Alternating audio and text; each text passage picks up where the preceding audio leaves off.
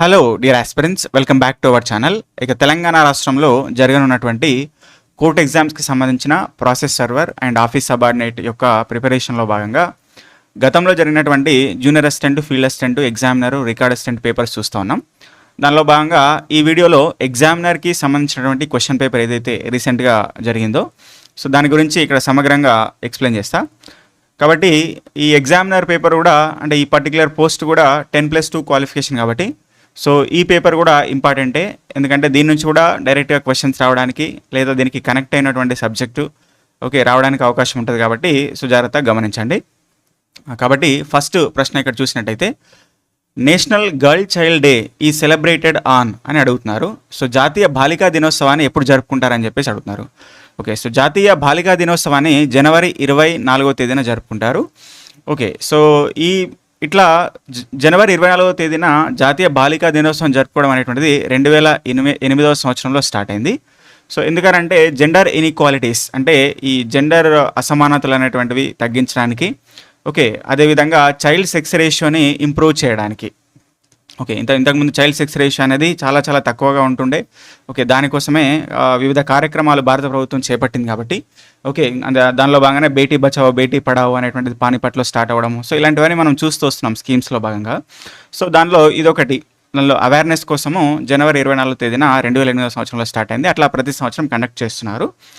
Ministry of women and child development department ministry వాళ్ళు so women and child welfare మంత్రిత్వ శాఖ ఈ particular కార్యక్రమాన్ని ప్రతి సంవత్సరం కనెక్ట్ చేస్తుంది అనమాట. సో అది కూడా గుర్తుపెట్టుకోవాలి.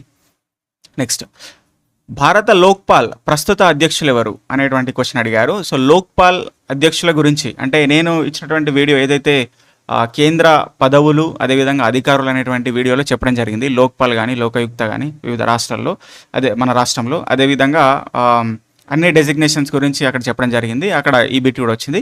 కాబట్టి జస్టిస్ అజయ్ మాణిక్రావ్ అండ్ క్వానిల్కర్ అనేటువంటి వ్యక్తిని ఇక్కడ లోక్పాల్ అధ్యక్షులుగా సుప్రీంకోర్టు నియమించింది అనమాట. రీసెంట్గా. సో అది ఇక్కడ గుర్తుపెట్టుకోవాలి. నెక్స్ట్ చూస్తే అంతర్జాతీయ కార్మిక దినోత్సవాన్ని ఎప్పుడు జరుపుకుంటారని చెప్పేసి అడుగుతున్నారు. సో ఇది తెలిసిన బిట్టే మే 1. మే 1ని మే డే అంటాము. మే డే అంటే కార్మిక దినోత్సవం అనమాట. ఇది అంతర్జాతీయంగా జరుపుకునేటువంటి సో డే అనమాట. నెక్స్ట్, క్రింది వారిలో ఎవరు ప్రవాసీ భారతీయ సమ్మాన్ అవార్డ్ 2025తో సత్కరించబడ్డారు అని చెప్పేసి అడుగుతున్నారు. సో ప్రవాసీ భారతీయ దివస్ అనేటువంటిది మనకు ప్రతి సంవత్సరం కండక్ట్ చేస్తారు. ఎప్పుడని చెప్పాను, జనవరి 9వ తేదీన ప్రవాసీ భారతీయ దినోత్సవాన్ని సెలబ్రేట్ చేసుకుంటారు. ఎందుకంటే గాంధీ గారు జనవరి 9వ తేదీనే దక్షిణాఫ్రికా నుంచి భారతదేశానికి వచ్చినటువంటి సందర్భంగా చరిత్రలో ఈ డేని సెలబ్రేట్ చేసుకుంటారు అనమాట. కాబట్టి ప్రతి సంవత్సరం ప్రవాసీ భారతీయ సమ్మాన్ అవార్డు అనేటువంటిది ఒకటి ఇస్తారు. కాబట్టి దానిలో భాగంగా 2025 సంవత్సరానికి సయ్యద్ అన్వర్ ఖుర్షీద్ అనేటువంటి ఒక వైద్య రంగంలో మెడిసిన్ విభాగంలో సేవలు అందిస్తున్నటువంటి వ్యక్తికి రావడం అనేటువంటిది జరిగిందనమాట. అయితే 2026 గురించి ఏమైనా అప్డేట్ ఉందా అంటే లేదు. యాక్చువల్గా ఈ పర్టికులర్ అవార్డు అనేటువంటిది ఒక 1 ఇయర్ డిలేతో వస్తుంది అనమాట. అంటే 2024కు సంబంధించింది 2025 జనవరి 9న ఇస్తారు. 2025కి సంబంధించింది 2026 జనవరి 9న ఇస్తారనమాట. అదేవిధంగా 2026ది 2027 జనవరి 9న ఇస్తారనమాట. కాబట్టి 2026 సంవత్సరంది నెక్స్ట్ జనవరి 9, 2027 రోజున ఇస్తారనమాట. కాబట్టి ఇప్పటికైతే ఇదే అప్డేట్ గుర్తుపెట్టుకోవచ్చు ఈ సంవత్సరంకి. రైట్. ఇటీవల నేపాల్ ప్రధానమంత్రిగా ఎవరు ఎన్నికయ్యారని చెప్పేసి అడిగారు. సో నేపాల్ ప్రధానమంత్రిగా బాలేంద్ర షా సో ఎన్నిక అవడం జరిగింది. Youngest prime minister of Nepal. గుర్తుపెట్టుకోవచ్చు. సో వీళ్ళంతా కూడా ప్రైమ్ మినిస్టర్సే. కొందరు ఈయన కంటెస్ట్ చేసిన వ్యక్తి, ఈయన కూడా కంటెస్ట్ చేసినటువంటి వ్యక్తి.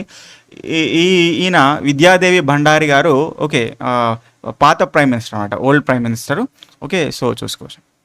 నెక్స్ట్, 2026 అండర్-19 క్రికెట్ ప్రపంచ cup. So under-19 cricket world cup ఎవరు గెలుచుకున్నారంటే ఇండియా గెలుచుకుందండి. ఇండియా గెలుచుకుంది. ఎవరి మీద? యూకే, ఇంగ్లాండ్ మీద గెలుచుకుంది. సో గుర్తుపెట్టుకోవాలి. నెక్స్ట్, మౌంట్ ఎవరెస్ట్ డాష్లో ఉంది అని అడుగుతున్నారు. మౌంట్ ఎవరెస్ట్ ఎక్కడ ఉందండి? మౌంట్ ఎవరెస్ట్ నేపాల్లో ఉంది. నేపాల్. సో ప్రపంచంలో ఎత్తైన శిఖరం మౌంట్ ఎవరెస్ట్ ఎక్కడ ఉందంటే నేపాల్లో ఉంది. దాని యొక్క ఎత్తు ఎంత అంటే 8.6 మీటర్లు అనమాట. ఫిఫా ప్రపంచ కప్కి ఎవరు ఆతిథ్యం ఇస్తున్నారు అని చెప్పడం ఇక్కడ క్వశ్చన్ అడగడం జరిగింది. ఓకే, దీని గురించి చెప్పడం జరిగింది. 3 కంట్రీస్ ఇక్కడ యుఎస్ఏ, కెనడా, మెక్సికో. ఓకే, ఈ 3 కంట్రీస్ ఫిఫా ప్రపంచ వరల్డ్ కప్కి ఆతిథ్యం ఇచ్చాయి. ఓకే, మరి ఫైనల్ టోర్నమెంట్ ఫైనల్ మ్యాచ్ ఎక్కడ జరిగిందని అడిగినప్పుడు గుర్తుపెట్టుకోవాలి. ఓకే, సో న్యూయార్క్లోని New Jersey stadium. Okay, New Jersey స్టేడియంలో జరిగింది, గుర్తుపెట్టుకోవాలి. దీన్నే మెట్ లైఫ్ స్టేడియం అంటాం, MetLife. Okay, MetLife stadium, New York. Okay, right. Next 77వ ఓకే గణతంత్ర దినోత్సవ వేడుకలకు. ఓకే, ఇక్కడ చూడండి, ఇంకా దీనికి సంబంధించి మనం ఇంకా క్వశ్చన్స్ చూస్తాం. 2026 ఫిఫా వరల్డ్ కప్ సంబంధించి సమగ్రంగా ఒక వీడియో చేద్దాము, దాని నుంచి క్వశ్చన్స్ పడతాయి ఖచ్చితంగా. ఓకే, సో 77వ గణతంత్ర దినోత్సవ వేడుకలకు ఎవరు ముఖ్య అతిథి అని చెప్పేసి అన్నారు. ఓకే, ఈ క్వశ్చన్ వస్తుందని చెప్పినా వచ్చింది. ఓకే, ఇక్కడ Costa von der Leyen and Antonio Costa అనేటువంటి యూరోపియన్ కౌన్సిల్ అండ్ యూరోపియన్ కమిషన్కి సంబంధించినటువంటి ప్రతినిధులు అనమాట. వీళ్ళు 77వ గణతంత్ర దినోత్సవ వేడుకలకి అతిథిగా రావడం అనేటువంటి జరిగిందనమాట. ఓకే, సో మళ్ళీ ఇక్కడ రావచ్చు, గుర్తుపెట్టుకోండి. జాతీయ పసుపు బోర్డు ప్రధాన కార్యాలయం ఎక్కడ ఉందని అడుగుతున్నారు. ఓకే, సో జాతీయ పసుపు బోర్డు ప్రధాన కార్యాలయం ఓకే నిజామాబాద్లోనే, ఓకే తెలంగాణలో నిజామాబాద్లోనే ఏర్పాటు చేయడం జరిగింది. ఓకే, దీని గురించి ఓకే చెప్పడం జరిగింది, వచ్చింది క్వశ్చన్. నెక్స్ట్, భారతదేశంలో అత్యంత పొడవైనటువంటి తీరరేఖ ఓకే ఏ రాష్ట్రంలో ఉందంటే గుజరాత్లో ఉంది, గుజరాత్. ఓకే, ఒకవేళ దక్షిణ భారతదేశంలో అడిగితే తమిళనాడు గుర్తుపెట్టుకోవాలి. నెక్స్ట్, రహదారి భద్రత కోసం no helmet no fuel. Helmet లేకపోతే పెట్రోల్ ఓకే లేదనేటువంటి ఒక నినాదంతో ఎవరు ఈ పథకాన్ని స్టార్ట్ చేశారంటే ఉత్తరప్రదేశ్ అండి, ఉత్తరప్రదేశ్ గుర్తుపెట్టుకోవాలి, ఇంపార్టెంట్ ఇలాంటివి. No helmet no fuel. Okay, so ఎవరు ఉత్తరప్రదేశ్. ఓకే, నెక్స్ట్, భారతదేశం ఎందుకు అంటే ఇక్కడ రోడ్ల సంబంధించినటువంటి రోడ్డు యాక్సిడెంట్ అనేటువంటి వాటిలో ఉత్తరప్రదేశ్ అనేటువంటిది ఓకే ఫస్ట్ ప్లేస్లో ఉందన్నమాట. Okay, national crime investigate report అనేటువంటిది ఏదైతే మనకు ప్రతి సంవత్సరం రిలీజ్ అవుతుందో దాన్ని బట్టి ఉత్తరప్రదేశ్ రోడ్ యాక్సిడెంట్స్ రోడ్డు ప్రమాదంలో ఓకే మొట్టమొదటి రాష్ట్రం, అందుకనే ఆ ఇనిషియేటివ్ స్టార్ట్ చేశారు. ఓకే, భారతదేశంలో రైత్వారీ విధానాన్ని ఎవరు ప్రవేశపెట్టారని అడుగుతున్నారు. ఓకే, సో భారతదేశంలో రైత్వారీ విధానాన్ని ఎవరు ప్రవేశపెట్టారు. Okay, sir Thomas Munro and captain Read. Okay, Munro and Read అనే వాళ్ళు ఈ రైత్వారీ విధానాన్ని భారతదేశంలో ప్రవేశపెట్టారు. ఓకే, సో గుర్తుపెట్టుకోవచ్చు. నెక్స్ట్, ఎక్కడ ప్రవేశపెట్టారంటే ఇది మద్రాస్ ప్రెసిడెన్సీలో, గుర్తుపెట్టుకోరు, అట్లా కూడా అడగవచ్చు. మద్రాస్ ప్రెసిడెన్సీలో ఓకే సో స్టార్ట్ చేయడం జరిగింది, గుర్తుపెట్టుకోవచ్చు. నెక్స్ట్, మానవ శరీరంలో అతిపెద్ద గ్రంథి ఓకే హ్యూమన్ బాడీలో లార్జెస్ట్ గ్లాండ్ ఏదని అడుగుతారు. ఓకే, కాలేయము, ఇది వస్తుందని చెప్పినా వచ్చింది. ఓకే, కాలేయము కాలేయము మానవ శరీరంలో అతిపెద్ద గ్రంథి అనమాట. ఓకే, లావణి అనేటువంటిది ఏ రాష్ట్రానికి చెందినటువంటి నృత్య రూపం అని చెప్పేసి అడుగుతున్నారు. So Lavani is the dance form of which state. Lavani అనేటువంటిది మహారాష్ట్రకి సంబంధించిందండి, మహారాష్ట్ర. ఓకే, ఇంకా ఆంధ్రప్రదేశ్లో కూచిపూడి.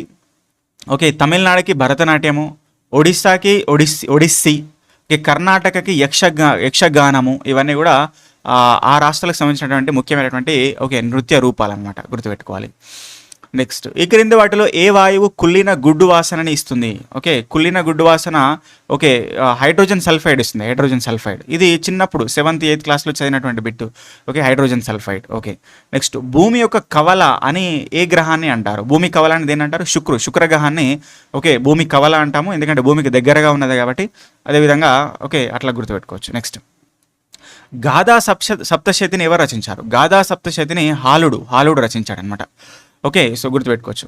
ఆ రకంగా మనం ఎగ్జామ్ ట్రెండ్ అని గమనిస్తే కాకతీయుల నుంచి ఓకే శాతవాహనుల నుంచి ప్రతి ఎగ్జామ్లో కూడా బిట్స్ కనిపిస్తూ ఉన్నాయి మనకు, కాకతీయులు శాతవాహనులు, కాబట్టి దాన్ని మనం గమనించాలి. యూపీఎస్సీ చైర్మన్ ఎవరు నియమిస్తారు. యూపీఎస్సీ చైర్మన్ ఎవరు ఇస్తారండి. ఓకే, రాష్ట్రపతి యూపీఎస్సీ చైర్మన్ నియమిస్తారు. ఇది వస్తుందని చెప్పినా వచ్చింది. ఓకే, మైత్రి అనేటువంటిది ఏ దేశాల మధ్య ఉమ్మడి సైనిక వ్యాయామం అని చెప్పేసి అడుగుతున్నారు, మిలిటరీ ఎక్సర్సైజ్. దీనికి థాయిలాండ్ మరియు ఇండియాకు మధ్యలో మైత్రి అంటాం. అట్లా మిలిటరీ ఎక్సర్సైజ్ గురించి వస్తుందని చెప్పిన వాట్సాప్ ఛానల్లో కూడా పెట్టినా ఓకే రావడం జరిగింది.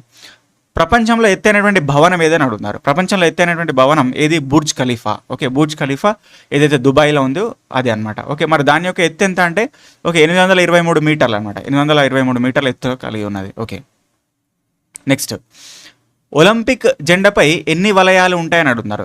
ఒలింపిక్ జెండాపై ఎన్ని వలయాలు ఉంటాయి. 5 ఉంటాయి కదా, 1 2 3 4 5 ఇట్లా ఉంటుంది. ఇది ఒలింపిక్ యొక్క ఓకే లైక్ సింబల్ అనమాట, ఫ్లాగ్. ఓకే, నెక్స్ట్, ఇటీవల ఎవరి గౌరవార్థము ఆర్బీఐ 100 రూపాయల నాణాన్ని విడుదల చేసిందని చెప్పేసి ఓకే క్వశ్చన్ ఇచ్చారు. ఇది వస్తుందని చెప్పినా వచ్చింది. ఓకే, భూపెన్ హజారికా, డాక్టర్ భూపెన్ హజారికా ఆయన యొక్క పేరు మీద ఇక్కడ గౌరవార్థము ఆర్బీఐ 100 రూపాయల నోటు అనేటువంటిది నాణాన్ని కాయిన్ని రిలీజ్ చేయడం అనేటువంటిది జరిగిందన్నమాట. ఓకే, అంతర్జాతీయ అంతరిక్ష కేంద్రానికి వెళ్ళినటువంటి మొదటి భారతీయ వ్యోమగామి ఎవరని అడుగుతున్నారు. ఇంటర్నేషనల్ స్పేస్ స్టేషన్కి వెళ్ళినటువంటి ఫస్ట్ ఇండియన్ ఆస్ట్రోనాట్ ఎవరండి? ఓకే, సో శుభాంశు శుక్లా ఇది వస్తుందని చెప్పినా వచ్చిందనమాట. ఓకే, నెక్స్ట్ గోల్కొండ కోటను ఎవరు నిర్మించారు? ఓకే, సో గోల్కొండ కోటని మహమ్మద్ కులీ కుతుబ్ షా నిర్మించడం జరిగింది. ఓకే, సో ఇంపార్టెంట్ గుర్తుపెట్టుకోవాలి, కుతుబ్ షాహీ రాజు. భారతదేశపు మొట్టమొదటి కాగిత రహిత జిల్లా న్యాయ వ్యవస్థ. ఒక జిల్లా న్యాయ వ్యవస్థలో ఫస్ట్ పేపర్లెస్ డిస్ట్రిక్ట్ జ్యుడిషియరీ ఎక్కడ స్టార్ట్ అయిందని అడుగుతున్నారు. ఇది వస్తుందని చెప్పినా వచ్చింది కేరళ అనమాట. ఓకే, అట్లా చూసుకోవచ్చు. చాలా మోస్ట్ ఆఫ్ ద క్వశ్చన్స్ మనం చెప్పినవి వచ్చినాయి. రామకృష్ణ మిషన్ స్థాపకుడు ఎవరైనా అడిగారు. రామకృష్ణ మిషన్ ఎవరు స్థాపించారు? స్వామి వివేకానంద. ఇది కూడా వస్తుందని చెప్పినా వచ్చింది. ఓకే, నెక్స్ట్ నిరాటంక ప్రయాణం కోసము భారతీయ రైల్వే విభాగము ఏ యాప్ని రిలీజ్ చేసిందని అడుగుతాను. ఏ యాప్ని రిలీజ్ చేసింది? స్వరైల్ అంటే ఇది అఫీషియల్గా ఇండియన్ రైల్వే స్టార్ట్ చేసినటువంటిది అనమాట, స్వరైల్. ఓకే, సో అట్లా కాకుండా వేర్ ఈజ్ మై ట్రైన్ అని ఇంకా ఏవేవో ఉన్నాయి, కానీ అఫీషియల్గా ఓకే స్టార్ట్ చేసినటువంటి దీనిలో ట్రైన్ బుకింగ్స్ చేసుకోవచ్చు. ఓకే, పిఎన్ఆర్ స్టేటస్ చూడొచ్చు. ఇట్లా రకరకాలైనటువంటి సర్వీసులు ఉన్నాయన్నమాట. క్విట్ ఇండియా ఉద్యమం ఏ సంవత్సరంలో ప్రారంభమైంది? ఓకే, 1942. ఇది కూడా ఎక్స్పెక్టెడ్ అని చెప్పినా వచ్చింది.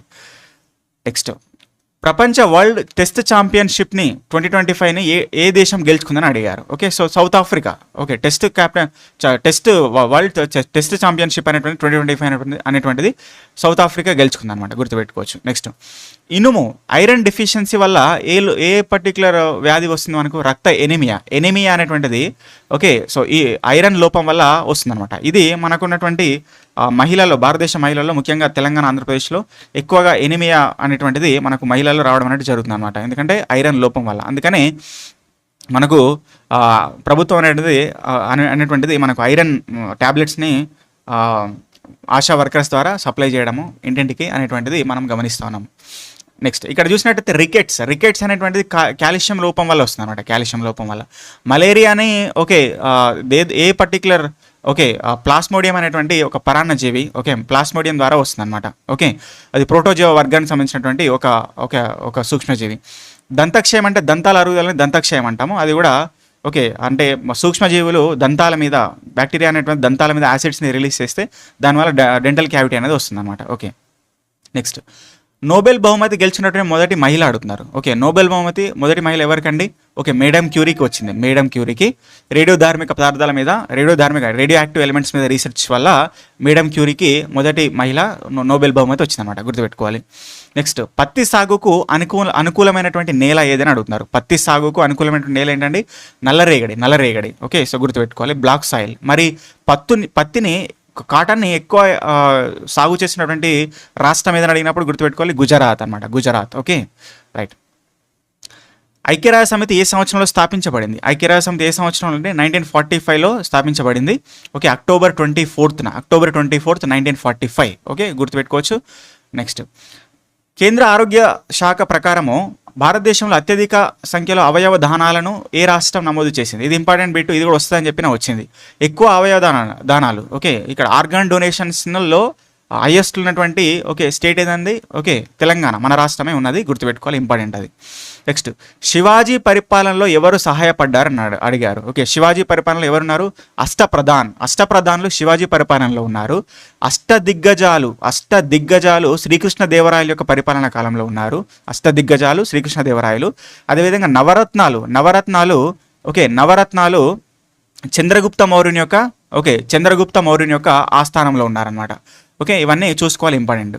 నెక్స్ట్ ఆఫ్రికా మరియు ఆస్ట్రేలియా మధ్యలో ఉన్నటువంటి సముద్రం ఏదని అడుగుతున్నారు. ఓకే, సో ఆఫ్రికాకి ఆస్ట్రేలియాకి మధ్యలో ఉన్నటువంటి సముద్రం ఏంటంటే హిందూ మహాసముద్రం.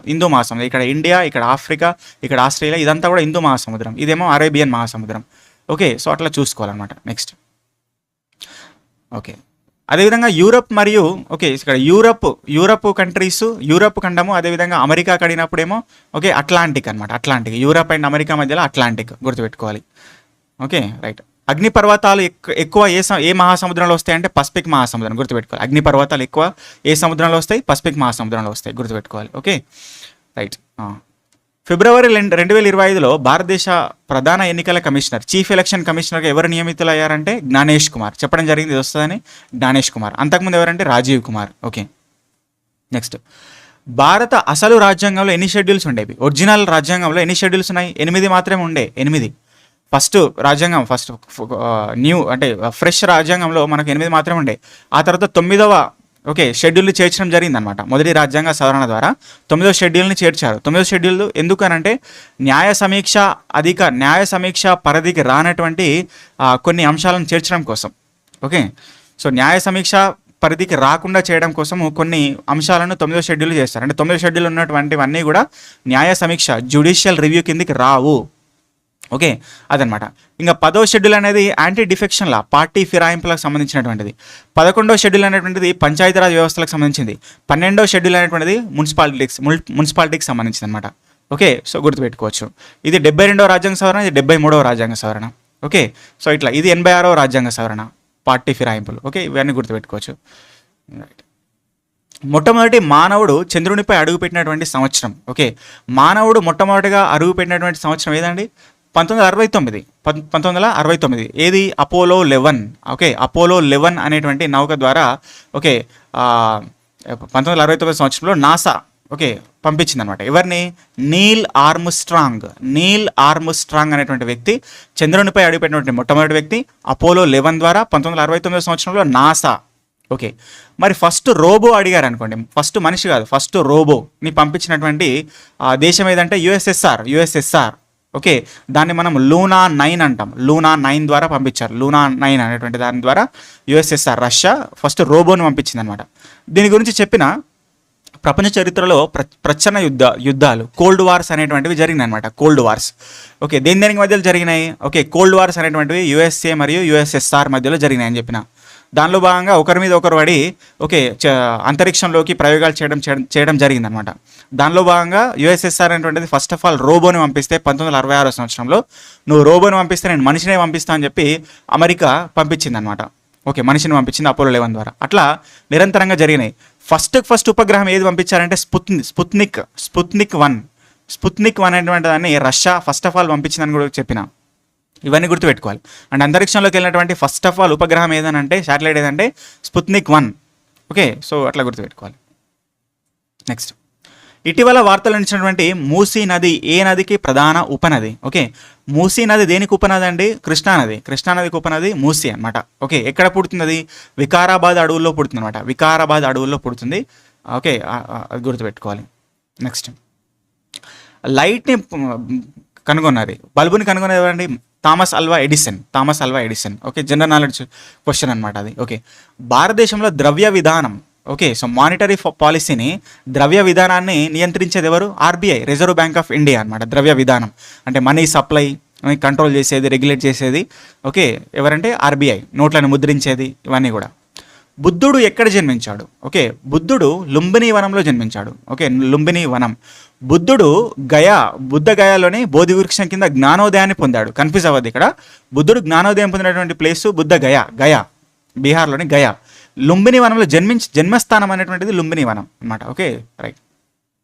నెక్స్ట్, భారతదేశంపై దండెత్తినటువంటి మొట్టమొదటి ముస్లిం ఆక్రమదారు ఎవరని? Okay, so first Muslim invader of India అని ఎవరని అడుగుతున్నారు. Okay, so Mohammad bin Qasim. ఇది ఫేమస్ క్వశ్చన్, వస్తుందని చెప్పిన వచ్చింది. మహమ్మద్ బిన్ కాసిం మొట్టమొదటిగా భారతదేశాన్ని ఆక్రమించినటువంటి ముస్లిం ఆక్రమదారు అనమాట. ఓకే, సో ఎందుకు దీన్ని మనం హిస్టరీలో చూసినప్పుడు ఇదంతా భారతదేశ ప్రాంతం అనేది ఇక్కడ ఉంటే, భారతదేశం అనేది ఇక్కడ ఉంటే, ఇక్కడ మనకి ఇరాక్ ఉంటుంది. ఓకే, ఇక్కడ శ్రీలంక ఉంటుంది, శ్రీలంక. ఓకే, సో ఇది ఇండియా, ఇది శ్రీలంక ఇక్కడ. కాబట్టి శ్రీలంకలో ఒక రాజు ఉన్నాడు, ఇరాక్లో ఒక రాజు ఉన్నాడు. ఇక్కడ ఇరాక్, ఇక్కడ శ్రీలంక. అయితే ఈ ఇరాక్లో ఉన్నటువంటి రాజుకు ఈ శ్రీలంక రాజు కొన్ని గిఫ్ట్స్ పంపించినమాట, గిఫ్ట్స్. ఓకే, వాళ్ళ భార్యకు, ఇరాక్ వాళ్ళ రాజు వాళ్ళ భార్యకు ఇక్కడ ఉన్నటువంటి శ్రీలంక రాజు వాళ్ళ భార్య కొన్ని గిఫ్ట్స్ పంపించండు. అందులో బంగారాలు, ఓకే, వెండి, ఇంకా ఏముండేనో ఆ డబ్బా ఒకటి ఇట్లా ఒక నౌక ద్వారా ఇట్లా ప్రయాణిస్తుంది అనమాట. అయితే ఇక్కడ ఈ సింధు ప్రాంతాన్ని మన భారతదేశంలో ఉన్నటువంటి సింధు ప్రాంతాన్ని అప్పుడు రాజా దాహిర్ అనేటువంటి ఒక వ్యక్తి పరిపాలిస్తుండు.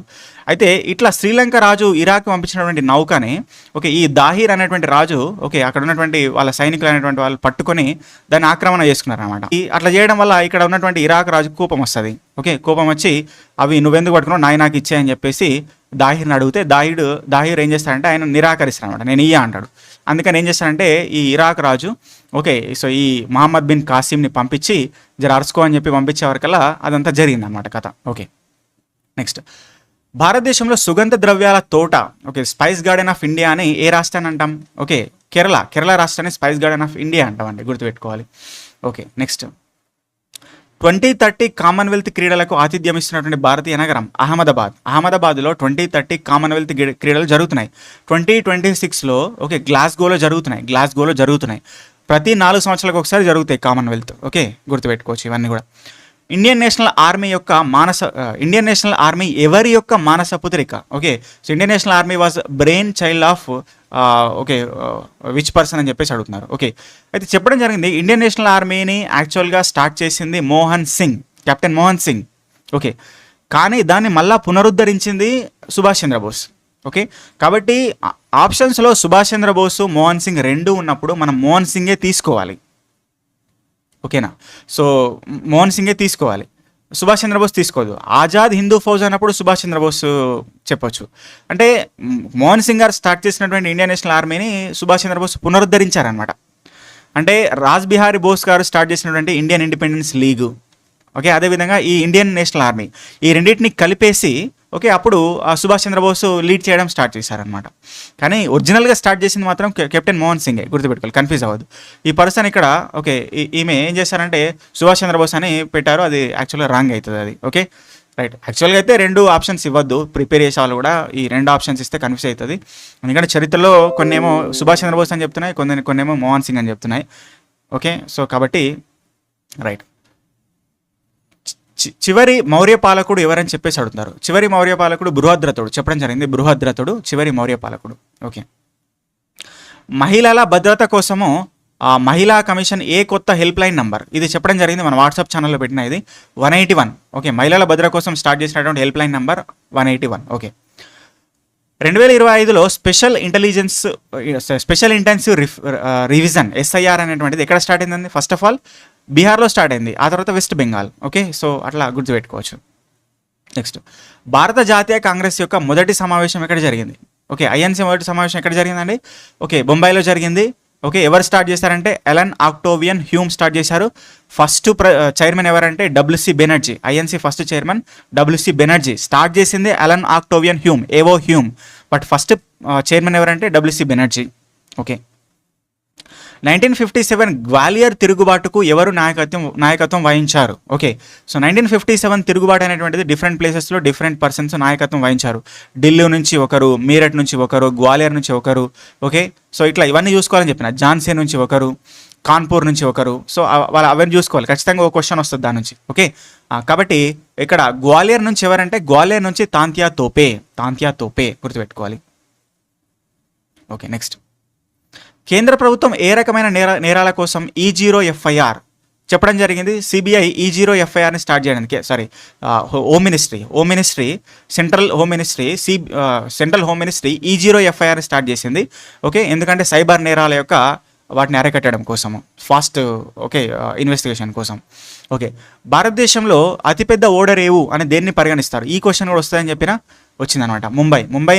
ముంబై ఓడరేవుని అతిపెద్ద ఓడరేవుగా చెప్పడం జరుగుతుంది.